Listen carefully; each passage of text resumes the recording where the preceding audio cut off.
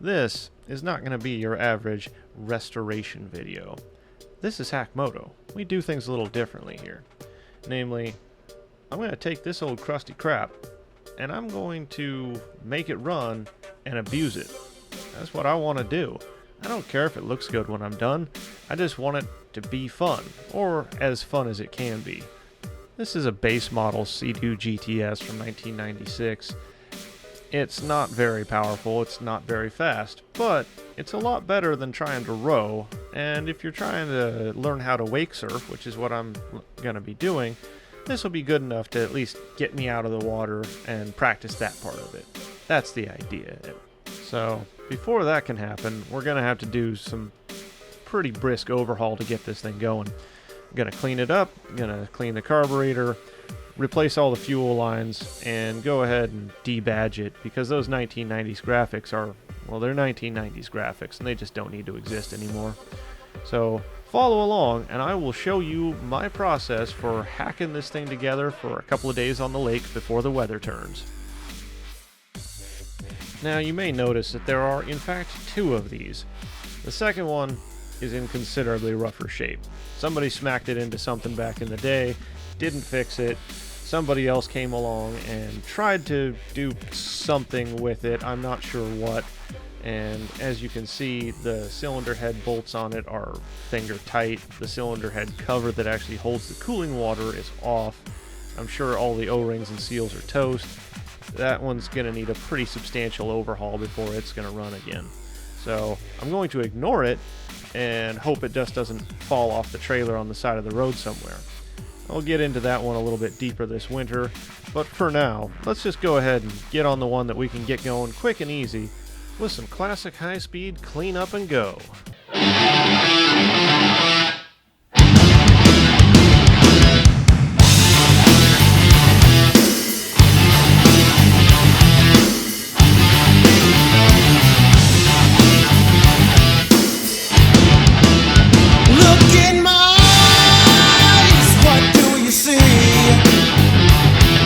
The cult of personality. I know your anger, I know your dreams. I've been everything you wanna be. Oh, I'm the cult of personality. Like Mussolini and Kennedy, I'm the cult of personality. The cult of personality, the cult of personality.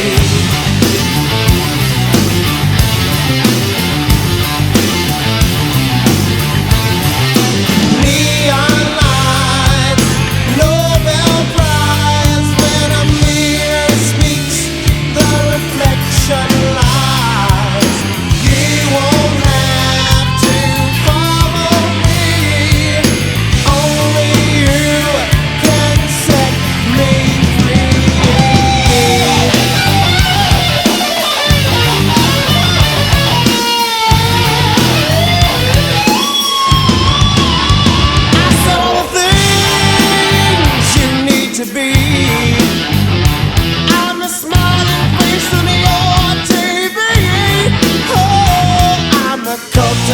personality. I exploit you, still you love me. I tell you 1 and 1 makes 3. Oh, I'm the cult of personality. Like Joseph Stalin and Gandhi. Oh, I'm the cult of personality. The cult of personality, the cult of personality.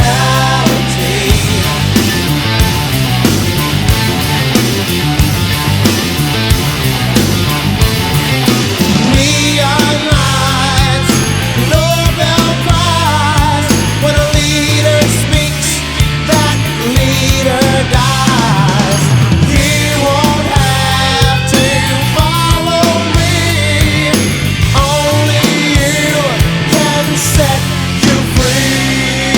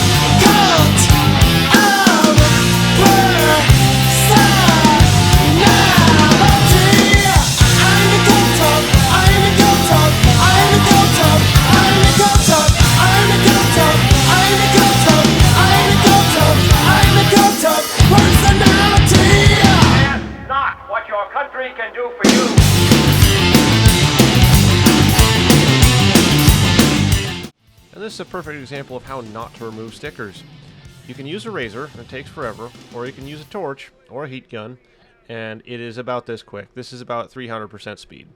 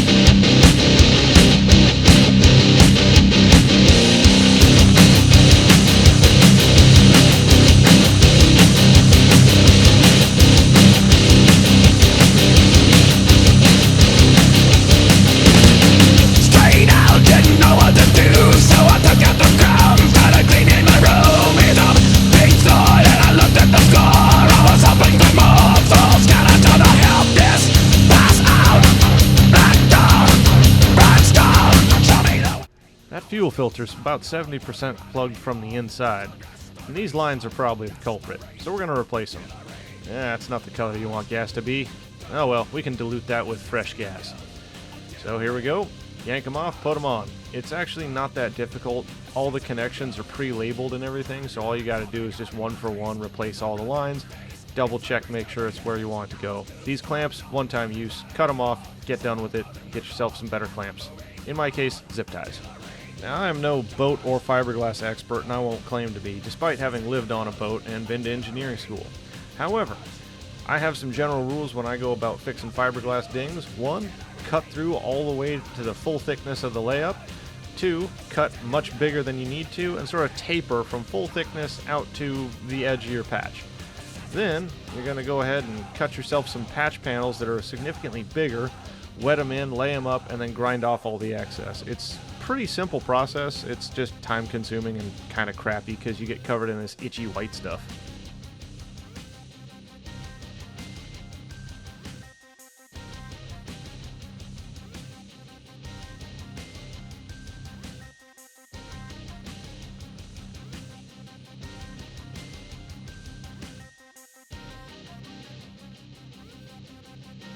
For my resin, I use polyester resin, and this stuff is actually a finishing resin, so it's not ideal for multiple layups like this, but what it does is it self-cures.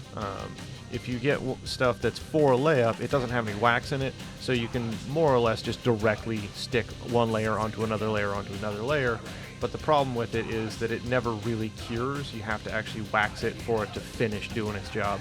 This one here, the trade-off is it'll self-harden every time, and you just have to sand it in between coats, which is what we're going to be doing here, so it's not that big of an issue.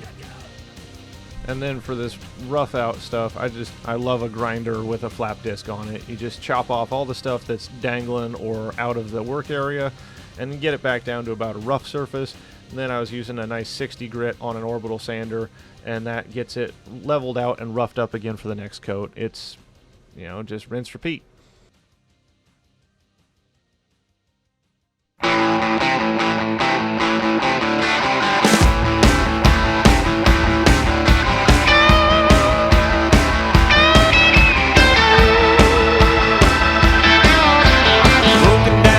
On the state line road, lonesome truck driver on the only payphone. Just our luck, look, we just rolled up a one-eyed man in a yellow tow truck. So come on, won't you get it on the rack? I got a gig in Vegas and I ain't looking back. Whoa, sweet baby, the money we'll be making. It was 40 miles from Vegas when we all started praying. 40 miles to Vegas and we all started praying. 40 miles to Vegas and we all started praying. I've been given what the road's been taking. 40 miles to Vegas and we all started praying.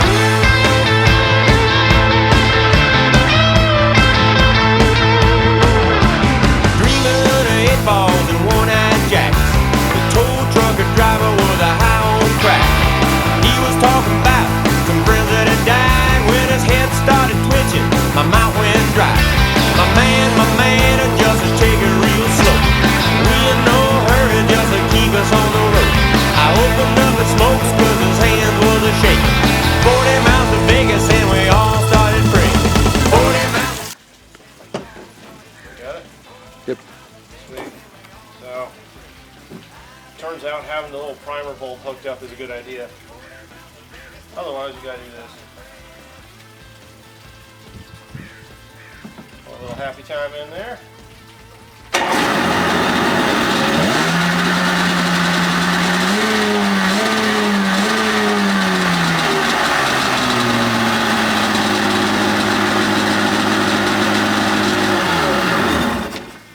Cool, let's party.